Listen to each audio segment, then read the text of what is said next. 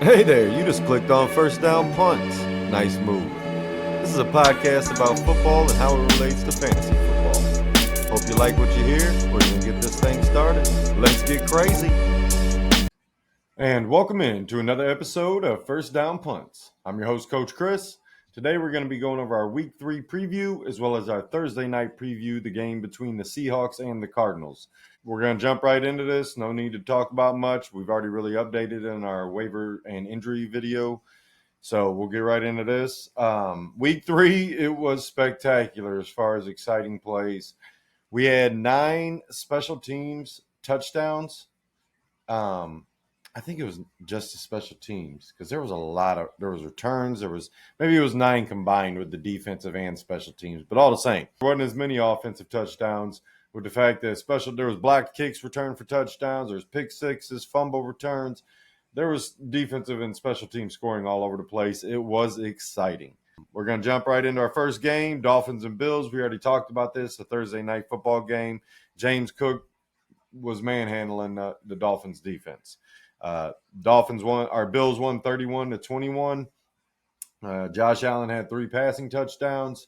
Tyreek got a touchdown. Not much else was really going on with the offense in Miami. On Sunday, we kick it off with our Bengals and Vikings. This game I expected to be a lot closer, but Isaiah Rodgers took over. The end result was 48-10. The Vikings win. Isaiah Rodgers is the cornerback for the Vikings. He had 2 defensive touchdowns, 1 pick six, 1 fumble recovery, and forced another fumble. I don't know how he can't be Defensive Player of the Week unless they give it to Jordan Davis because he won the game for him.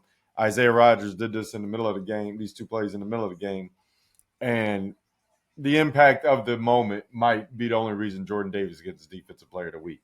But Isaiah Rodgers played his ass off. One of the best performances I've ever seen from a corner by far. And then Jordan Mason filling in for the injured Aaron Jones went for 116 and 2 on the ground. That's 116 rush yards and 2 touchdowns.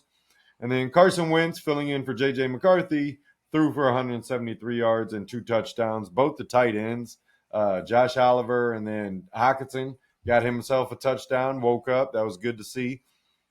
Other than that, there wasn't much to talk about in this game. Nobody on the Bengals really did stuff. Browning looked like absolute dog shit. And the Vikings just dominated this game from start to finish. Patriots, Steelers. Pittsburgh won this 21-14. And it's really because the Patriots fumbled the game away, literally. They had 4 fumbles.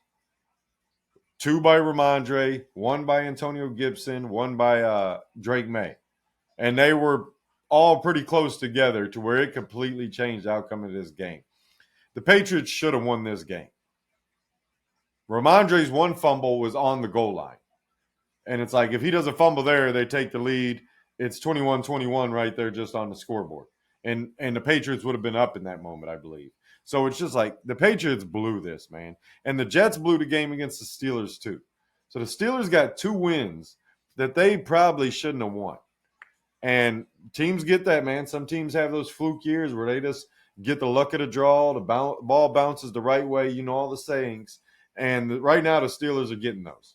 And if they can keep getting those, they're going to be a much more competitive team and a possible playoff team, which is not what I was expecting. So everything else, Hunter Henry caught 2 touchdowns in this game. That was good for fantasy. Metcalf scored again. Not a lot else, but he did get a touchdown.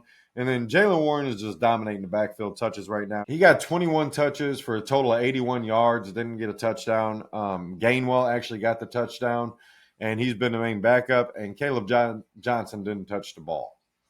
It's been a rough start to the season for him. Like I keep saying, I expected more. I understand if you want to drop him in fantasy. I said this last week. And right now, it might be the best option. I believe Caleb Johnson is going to get involved still. I think the kid's got too much talent. But right now, the veterans are who they're going with, and you can't do nothing about it but watch and be disappointed if you drafted Caleb Johnson. And then as far as the next game, Colts versus Titans. Colts come out and get another win, 41-20, moved to 3-0. Jonathan Taylor ran wild, 17 for 102 and 3 touchdowns. Daniel Jones played well again. Not as many scores for this time, but Spencer Schrader kicked a bunch of field goals. And they just got good play from their defense. Titans couldn't get anything really going. They got 20 points, but the Colts just dominated the situation. They got a defensive touchdown, and it's just the Colts are playing out of their mind right now. So credit to them, credit to the coach and the players going that are playing there. Credit to the players there, and you move on and say, hey, let's see if they can move to 4-0. They got a tougher matchup coming up, but we'll see what happens. Texans and Jaguars. What I wrote down is neither team wanted to win this game because that's how it felt. Nobody's doing anything really. Nico was the only person. He had 8 for 104 and a touchdown. The rest of the scoring in this game, Etienne and Tootin scored for Jacksonville. That was their 2 touchdowns, the 2 running backs, both rushing scores. Parker Washington is an interesting ad with Diami Brown getting banged up in this game. So, but it was just a shitty game, man. It was just bad football on both sides. I don't know what's going on with Houston. It's shocking that they're playing this bad, even with the revamped offensive line. I'm just in utter disbelief of how bad they played these first 3 weeks. Falcons and Panthers. Talk about another team playing terrible. Atlanta looked absolutely terrible. Terrible. Falcons, what is going on? I had so much hope for you guys this season. The young rookies with Watts and Pierce and Walker. I can't understand what's happening. Benjamin Morrison, what are we doing, Atlanta? Not to mention, now, what's his name? I know Stingley got hurt in the Houston game. Sorry. So in the Texas game, Derek Stingley got hurt. Oh, no, yeah. AJ Terrell was out for this game. So I get that's part of why they look terrible. What's going on with the offense? Carolina's not some dominant defense. Bijan did all right, but nothing impressive. Drake London did all right, 5 for 55, no touchdowns. Atlanta couldn't score. They just kept kicking themselves in the teeth, man. It was unbelievable watching this game and how badly they played. Panthers, credit to you guys. You got a pick 6, and then Rico Dowdle stole the rushing touchdown as well as Bryce Young. They both had short touchdown runs. But I don't even know what to say about the Falcons right now. Penix has played like shit. Drake London's played like shit. I know he had the shoulder thing after week 1. Pitts being Pitts again. Bijan couldn't get going. It was just the defense couldn't get a stop. I just don't know what to think about this Falcons team right now, man. The OC, Zach Robinson there, I believe it is, came over from the Rams. What are we doing, man? What are we doing? Can we get this going? You guys got too much talent to be playing this poorly. I don't know how to even explain it. You and the Texans are so shocking. The Texans actually got an excuse. Their offensive line is a patchwork offensive line that they tried to revamp. They got a couple guys, but it's still a work in progress. They're working on chemistry and everything. That's an excuse. Chubb's not the Chubb that we know in Cleveland. Run game hasn't been going, although Woody Marks looked a little bit better. But in Atlanta, all your players, Drake London, you're not getting open like you were last year. I don't know what's going on with this team, man. Anyways, Rams, Eagles. We're going to move on because I'm just disappointed in the Falcons. I'm not even a Falcons fan. I'm just disappointed in them. Rams and Eagles. Philly wins this game 33-26 on some heroics by Jordan Davis. Blocked field goal, returned for a touchdown. Put his cape on, became a superhero, and flew to the end zone. At 360 pounds, 370 pounds, however big he is huge. He got up to 18 miles per hour, man. Jordan Davis, loved you at Georgia, loved you when you came out. What an impact, man. What a fucking play. That's all there is to it, because let me explain something. The Rams dominated the first half of this game. The Rams were in complete control. Philly wasn't doing anything. Then they flipped the switch. Rams started struggling. Defense started making plays. Eagles come all the way back to win this game. And thanks to a Jordan Davis blocked field goal, game-winning field goal, I believe, to take it to the house. Jalen Hurts, Everybody's worried about him passing. Went for 226 and 3 passing touchdowns. A.J. Brown, 6 for 109 and a touchdown. You guys put those worries to rest. They still know how to throw the ball. That's how they came back. The point is, in those first couple games, they haven't had to because their run game's working so well.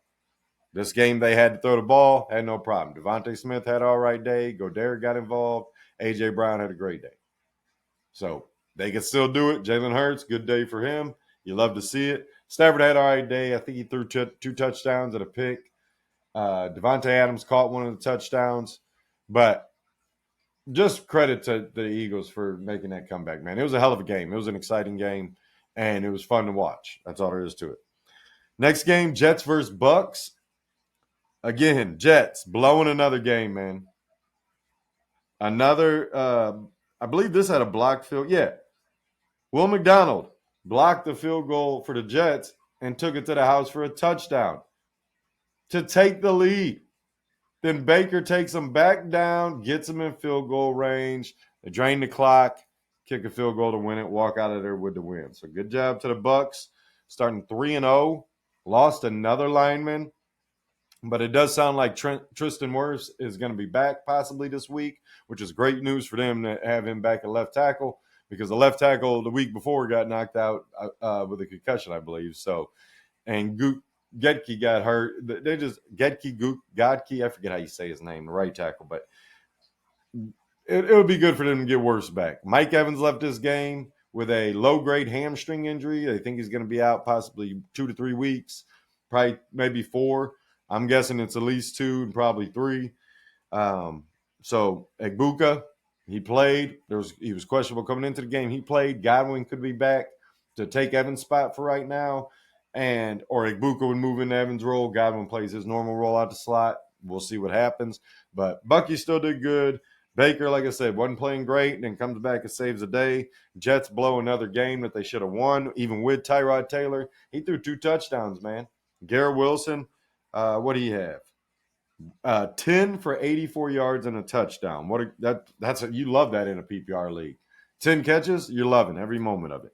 Garrett Wilson's going to be fine regardless of who's throwing the ball. I still like Fields. I still think the Jets can win some games, but they've definitely dug a hole for themselves and are going to have to win some of these games that maybe they didn't expect to originally if they want to be in playoff contention. Raiders and Commanders. Commanders win this game 41-24 over Las Vegas. Mariota does enough. McLaurin hurt his quad in this game, so he's probably not playing this week, and he's getting a second opinion, which is never good news. It usually means something's wrong, and he didn't like the diagnosis, and he could be out for longer than 1 week. Backups succeeded. Chris Rodriguez had a good game. He actually started the game, had 11 for 39, just under 4 yards a carry. Bill McCroskey-Merritt had a touchdown, rushing touchdown, not much yardage, but had a rushing touchdown, and he was the goal line guy. And Jeremy McNichols broke a 60-yarder, 63-yarder, something like that. Just hit a hole, and it was just daylight from there on out. He just ran everybody. And then who else got a touchdown? I forget who it was. Debo started this game great, had a nice kick return, got a couple plays early, just didn't really do much after that. But Commanders get the win. Jalen Lane had a punt return touchdown, the rookie wide receiver. He returned a punt for a touchdown. So it was really a lot of backups just making plays, man. Washington's defense did enough. Geno threw for 289 and 3 touchdowns. So after that disaster in week 2, he bounces back for fantasy-wise. Just not enough with the way everything else went down. And Trey Tucker explodes for 145 and 3 touchdowns. He had an amazing day for the Raiders. And to get 3 touchdowns out of Geno and lose by 17, you know some things went wrong. That's about the gist of what happened. Genty did a little bit better this game. Bowers didn't really do much, and Myers didn't really do much. But the punt return touchdown by Washington definitely helped, and they just did enough, man. That's all there is to it. Mariota did enough. He kept the ball moving. He had a rushing touchdown as well. So just a lot of rushing touchdowns, that's for damn sure. So other than that, man, Commanders, see if Jaden Daniels gets back. Raiders, you got to figure out what's going on. Chip Kelly and them got to work out a new game plan or something because what you're doing ain't working right now. Packers versus the Browns. Packers came into this game 2-0, expecting to be able to handle the Browns. They know the Browns got a tough defense. What they did not expect is just to be dominated by that Browns defense. And it wasn't that the Browns offense was doing anything special. This game was 10-0 until the fourth quarter. The Packers were up 10-0 until the fourth quarter. And then the Browns defense gets 5 stars on my rating. 5 out of 5 because they came through and saved the day. Browns scored 13 points in the fourth quarter and pull out a win. Thank you, Cleveland. Good job. I needed the Packers to lose a game after they beat the Lions in week 1. But Judkins, 18 for 94 and 1 touchdown. Sampson not really involved at all. Ford had a handful of touches. But Green Bay just got shut down and lost the game. Jacobs only had like 35 yards rushing. None of the wide receivers really did much.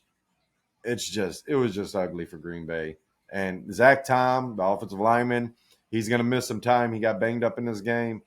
But it was just a defensive battle, but both sides, and Cleveland pulls out enough in the fourth quarters, I should say, to the fact that they kept Green Bay to 10 points and then ended up outscoring them in the fourth quarter alone was excellent on their part. Congratulations to the Browns on getting their first win. Packers back to the drawing board for when they got to play these tougher defenses. And Cleveland becomes an ad in fantasy, that defense. Even if the offense isn't good enough, Cleveland's been doing enough for these first 3 weeks to score some points for your defensive fantasy teams. Broncos, Chargers. Chargers win this game 23-20. Keenan Allen scores again for the third week in a row. Had 6 for 60 and a touchdown every week. 6 for 60 or more. 6 or more catches, 60 or more yards, and a touchdown. Through the first 3 weeks, he's killing it in fantasy. Bad news about this game, Najee Harris tears his Achilles. We talked about this in the waiver video and injury video. Just planted his foot to take off after the snap and collapsed immediately. And you know what happens when it's non-contact. It's never good, and it's not. He's going on IR. He'll be out for the season. Najee's still young enough that he could probably come back and be a backup somewhere, but I don't know how long or if that's even realistic for him at this point, because it usually takes a year to get back from Achilles. But the way these guys recover these days, who knows? Hampton, he's shined. That's all there was to it. Once Najee went down, Hampton became the full-time back, getting catches, getting rushes. Had 19 for 70 and a touchdown on the ground and 6 for 59 through the air. He becomes an obvious trade for candidate and a full-time starter, because that the way the Chargers are playing on offense, that running back position is super valuable right now.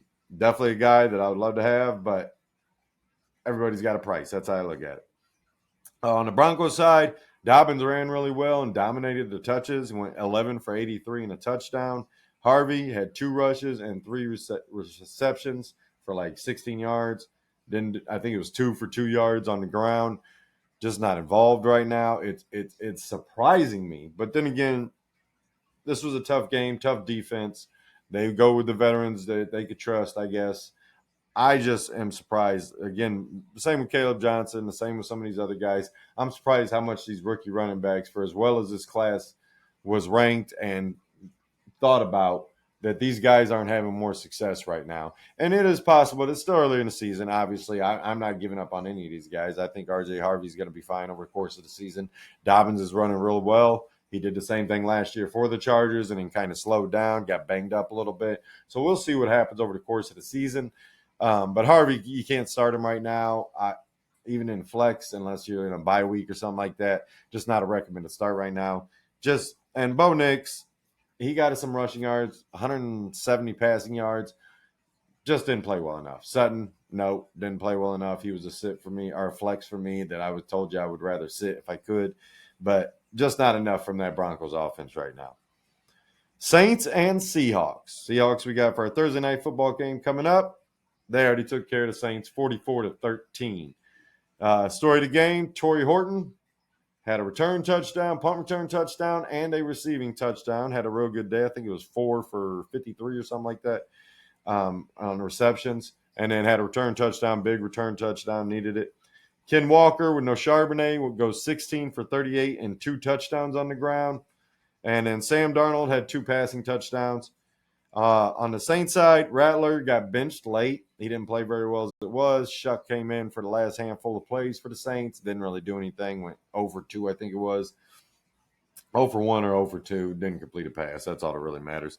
But one bright spot was Chris Olave had 10 receptions in this game. You love seeing that. He's been doing good enough through these first 3 weeks, getting 13, 14 targets a week. And even if they're not all good targets, he's getting them, which gives you opportunity, and that's what you care about in fantasy. Saints dropped 0-3, though. Seahawks moved to 2-1. You go in the next week hoping you can do something new for the Saints. I think it's only a matter of time before Shuck takes over. But Rattler played well those first 2 weeks, and you couldn't say he didn't, and couldn't say there was a real reason to bench him. It was just a myriad of things are why the Saints are losing. It's not just a quarterback play. So this week, I felt like it was more the quarterback play. Run game never really got going. I gave a compliment to the run blocking they've been doing, and then, of course, they come out and play like shit. Cardinals 49ers. Niners win this game 16-15. This is another one of those games. Mac Jones did enough. Just like Mariota in that Washington game, Mac Jones does enough in this game. Pearsall goes 8 for 117, no touchdown, but still a good day for fantasy. McCaffrey, 17 carries, 52 yards, no touchdowns, 10 catches for 88 yards, no touchdowns. So this guy's still scoring a ton of points without scoring touchdowns. He's had 2 weeks without a touchdown and 1 week with a touchdown. So we'll see if he gets to scoring more touchdowns going forward, especially as the Niners get healthier. Purdy might play this week. We'll pay attention to those practice reports. Wednesdays are never really big practice days that I pay attention to, mainly because a lot of veterans take days off, or if a guy's got something small, he'll take Wednesday off and then practice Thursday and Friday and be fine for the game. So Thursday and Friday practice reports are really more important. And if you can get a glimpse of those later in the afternoon, evening, you'll have a better idea of how these players are going to be ready. Zach Charbonnet, I believe, practiced today on Wednesday, so that's always a good thing, but we'll see what happens. On the Cardinals side, McBride finally scores earlier in the season, much earlier than he did last year. I think it was like week 14 before he finally scored his first touchdown. Bad news in this game, James Conner breaks his ankle, got a fractured ankle, and is out for the season, may be done for his career. Another one was like Najee. Later in the career, he's an older back. He's older than Najee, so you never know how these guys are going to feel about wanting to go through the whole rehab and all that other stuff. I mean, obviously, they still want to be healthy, but to make it all the way back to NFL level healthy is different than just being able to function healthy. So we'll see how that goes over the course of his rehab here that he's going to eventually go through once he has surgery and everything. But tough break for James Conner. Hell of a guy, hell of a player, hell of a teammate from everything you read. And sucks that this is how his season ends. The bigger concern in this game, other than losing James Conner, is Marvin Harrison's drops. It had 2 huge drops. It would have been big gains, possible touchdown. I don't know what's going on with Marv, man. The old phrase, he's got the yips. He's got them badly right now. He needs to get out of his own head.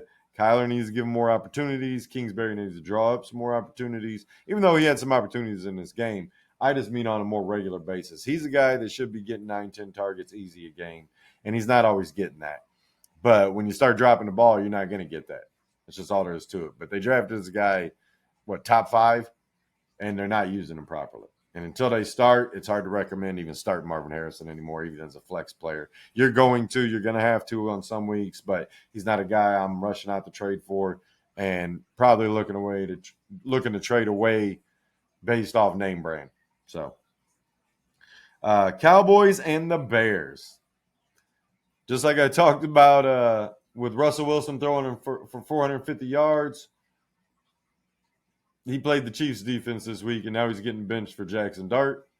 Well, Caleb Williams ain't getting benched, but he had one hell of a day, which was probably expected by most people. I think he should have been a higher start for most people. I had no problem starting him this week because when you're playing that Dallas defense, get your players in your lineup. That's all there is to it. CeeDee Lamb, the bad news before I get into the good for the Bears, CeeDee Lamb has a high ankle sprain, I believe it is. Yeah. Has a high ankle sprain and is going to be out 2 to 4 weeks, more likely the 4, but we'll see how he recovers, how quick he can get back. Pickens gets a little bump in fantasy, but I've never been a big Pickens guy as a number 1. That's why I was so happy about him going to the Cowboys. He got to be a number 2 to CeeDee. has had some success this game. The CeeDee Lamb break, that's hard. I mean, that's all there is to it in fantasy wise. And for the Cowboys offense, definitely going to take a hit on what they're capable of doing. Jake Ferguson should be starting him every week now. I can tell you that much. He's already been doing excellent, getting a bunch of targets. And with CeeDee Lamb gone, he's going to be called upon even more probably. So, as I was talking about, though, Caleb Williams, hell of a day, 298 for 4 touchdowns. Bears offense just exploded. Luther Burden III got involved in it, 3 for 101 and a touchdown. I believe DJ Moore scored in this game. The negative about this game, Colston Loveland got hurt. And for one, that makes Cole Kmet more valuable in fantasy. He got a touchdown in this game. It was his only catch, but he was definitely out there more with Loveland going down. And he's already been out there as an inline tight end the majority of plays. Loveland was playing more of a big slot and then playing inlines at times. But Loveland's got I think he banged up his knee. What the hell did he have? Loveland got banged up, though, and he's going to miss probably this week, maybe more. We'll find out as we get more information. It's possible he plays this week if he can practice, but I just don't. I think he'll probably be out a week. That's for damn sure. And we'll see what happens over the course of the next few days. Other than that, Sunday Night Football, Chiefs versus Giants. We just talked about Russell Wilson and getting benched. This is the point where he does not play Dallas's defense. He played the Chiefs. Looked like absolute ass. Threw multiple passes on a goal line offensive drive where they were inside the 5, inside the 10 for sure. Threw, I want to say 3 straight passes at the goalpost. Never even gave a receiver a chance. He was just throwing it away so he didn't get hit, which says you're playing scared. And if you're playing scared, you can't play. And that's why he's going to the bench, and that's why Jaxson Dart's coming in. Now, they say Jaxson Dart's going to start the rest of the season. I'm surprised it took this long. But Russ had the 450 yards against Dallas, and everybody was like, whoa, hold on. In reality, again, Dallas's defense is terrible. Start all your players against them. Do not start your players against the Chiefs, or at least not all of them. Some of them you're going to have to because they are your studs. But some of these mediocre guys, not so much. In this game, Chiefs didn't do anything real special. Tyquan Thornton made a couple really good plays.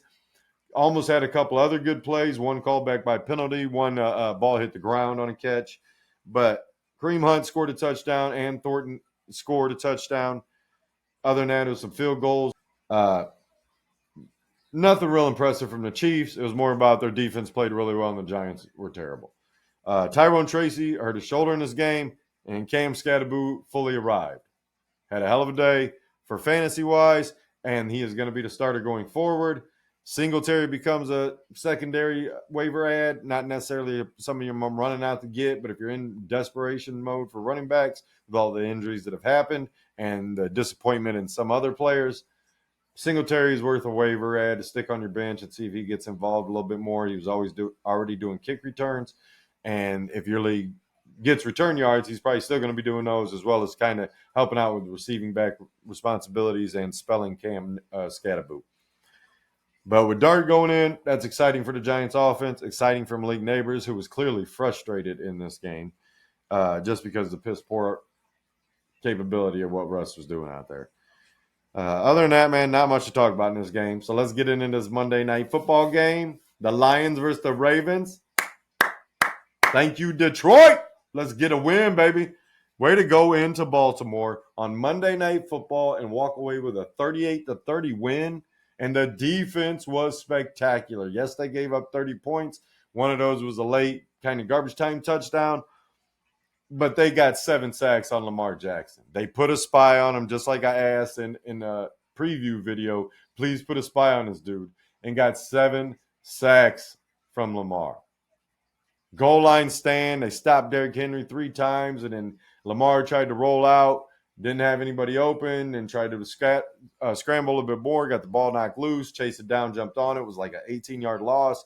Just a hell of a goal line stand. But the defense was spectacular. And on top of it, David Montgomery and Jahmyr Gibbs, more Montgomery on his side, just exploded. I think they had 220-some yards in this game, rushing total for the Lions offense. Monty went 12 for 151 and 2. Gibbs had 2 touchdowns along with a few catches.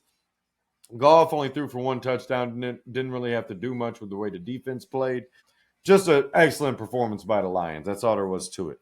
On Baltimore's side, Mark Andrews came alive, went 6 for 91 and 2 touchdowns. Henry fumbled for the 3rd game in a row. Excellent play by, who was it, Anzalone? I forget who made the play from behind. But just knocked the ball out from behind. Henry didn't see him coming. It wasn't like Henry just got hit from the side or from the front and fumbled the ball. It was a hell of a play by the defender. But all the same, that's his 3rd fumble in 3 games. And Lamar went for 288 and 3 touchdowns, but took those 7 sacks. Didn't have a lot of success running the ball. Wasn't being able to get out the pocket very much. And that's what you got to do to Lamar if you want to stop him. He still can throw the ball. You're still going to need a Derrick Henry fumble, and you're going to have to put up points against this offense, even if you can stop Lamar from running. But Detroit did its job and made the plays when they needed to make the plays. I couldn't be happier with the outcome to move to 2-1, especially with the Packers loss. And now we're back into contention for the division again, which is where we should have been from week 1. Just great overall performance by the Lions. Obviously, being a Lions fan, I was super excited. On to our Thursday night preview for week 4, the Seahawks versus the Cardinals. Both teams coming into this game at 2-1. Hasn't been pretty in those wins, but has been wins. Seahawks win last week was really good for them. It put up 40-some points thanks to a return touchdown and receiving touchdown, a couple Ken Walker touchdowns.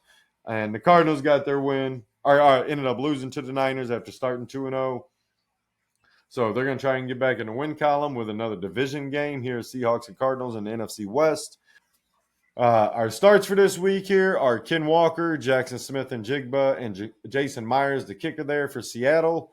And then on Arizona side, I always feel comfortable starting Trey McBride.